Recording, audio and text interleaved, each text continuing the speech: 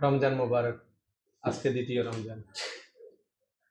তো আসলে যাওয়ার আগে বন্ধুদের সাথে একটা ইফতার পার্টি করতে হয়, নিজেকে খুব একটা আনন্দ লাগতেছে নিজের কাছে।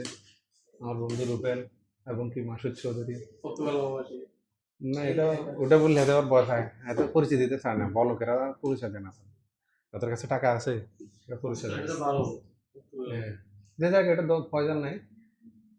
তবে বাল্যকালের বন্ধু এখন তো অনেকে অনেক জায়গায় আছে, একসাথে হয় না। তবে আমরা তিনজন, সময় হয় না, আমরা আজকে তিনজন একসাথে হতে পেরে খুব ভালো লাগতেছে। বন্ধু, তোমার কাছে কেমন লাগছে? হ্যাঁ, আমার কাছে তো অবশ্যই ভালো লাগতেছে। সেই পুরনো ছোটবেলার তে চলে গেলাম আমরা এখন। আর আমি ছাড়া দুজনই প্রবাসী, একজন ওমান প্রবাসী আর একজন ইউরোপ সিটিজেন। তো এটা আসলেই অন্যরকম একটা আনন্দ। খাওয়াটা ফেক না, একসাথে আবার কবে এইভাবে দেখা হবে সেটা হচ্ছে বড় বিষয়। তো ইনশাল্লাহ আমরা আরও আগামীতে বড় ধরনের করার চিন্তা ভাবনা আছে ফেনীতে।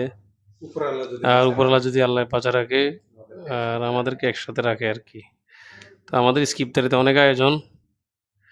তো দীর্ঘদিন পরে ফেনী শহরে